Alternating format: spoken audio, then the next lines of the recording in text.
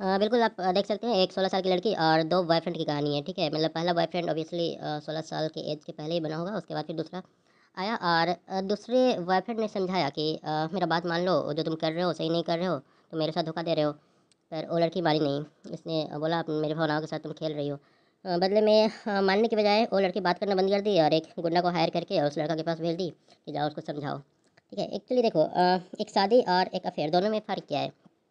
तो शादी होता है जिसमें लोग या जो दूल्हा होता है उसको एक घोड़े पर बैठाया जाता है और उसके अंदर माला पहनाया जाता है वगैरह, सब लोग तालियां बजाते हैं और मिठाइयाँ खाते हैं, वो शादी होता है।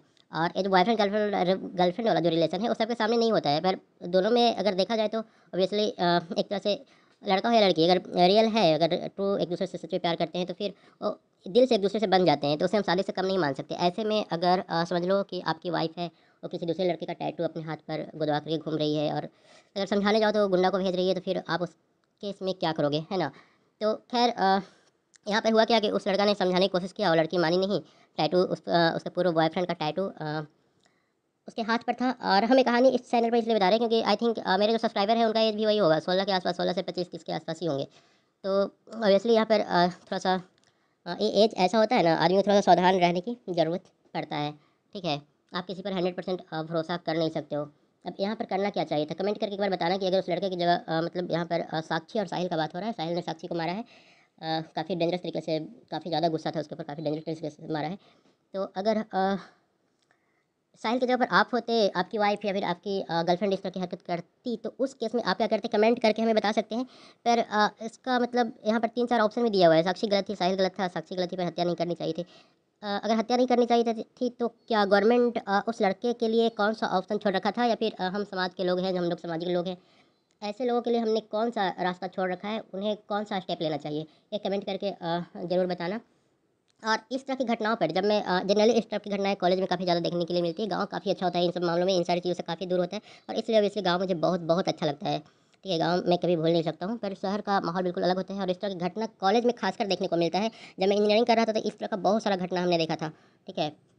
लड़की एक बार बोली कि चलो तुम मेरा दोस्त हो, तो दोस्त समझ वो मतलब उसका बॉयफ्रेंड तो बन ही जाता था और इतना ज़्यादा खर्चा-वर्चा करना, मतलब पैसा लुटाना, अपने पास जितना है सारा कुछ बर्बाद कर देना। ये सब कॉमन सी बात है, लड़की के ऊपर लोग बहुत ज़्यादा खर्चा कर देते हैं, ठीक है? लड़की करती कि नहीं, खैर इस बात पर, इस बारे में हम कमेंट करेंगे नहीं। लड़की भी करती होगी, ऑब्वियसली करती होगी, पर मैंने जो देखा था वहाँ पर मेरे केस में, मैं जिस कॉलेज में था, बीटेक कर रहा था, वहाँ पर हमने देखा था कि ज़्यादातर क्या सारे केस में खर्च जो है वो लड़के ही कर रहे थे और मैक्सिमम केस में ब्रेकअप ही हुआ, ब्रेकअप ही देखने को मिला, कॉलेज ख़त्म, रिलेशन ख़त्म।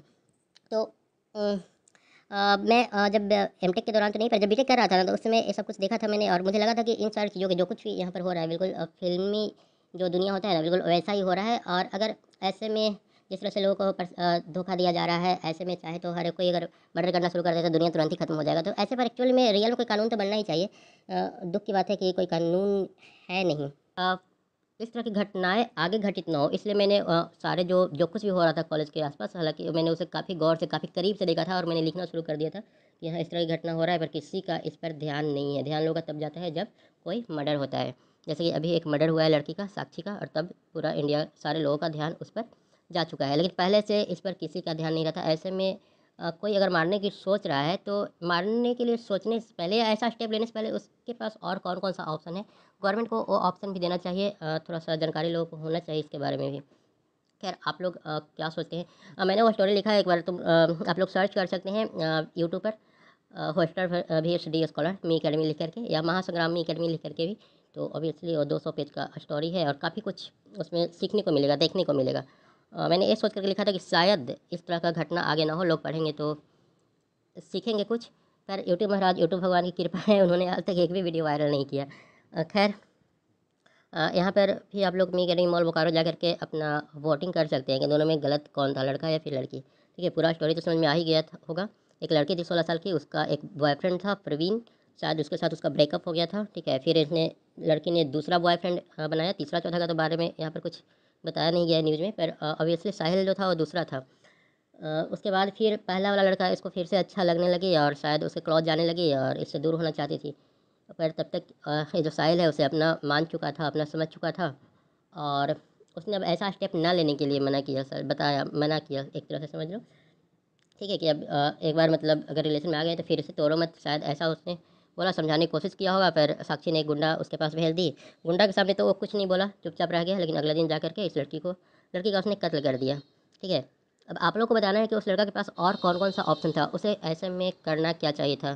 क्या एफआईआर उसे करना चाहिए था, किस ऐसे जो इस तरह से लोग फंसते हैं, ठीक है, किसी भी लड़की के चक्कर में या फिर किसी भी लड़का के चक्कर में, तो फिर इस तरह से धोखा मतलब मिलता है। तो ऐसे में गवर्नमेंट को क्या करना चाहिए, या फिर हम लोग एक सामाजिक आदमी हैं, हम लोग क्या कर सकते हैं, उस लड़कों को क्या कौन सा स्टेप लेना चाहिए था। इस पर लोगों का कमेंट हम जानना चाहते हैं। फिलहाल आज के लिए इतना ही, फिर मिलेंगे नेक्स्ट वीडियो में, तब तक के लिए थैंक यू।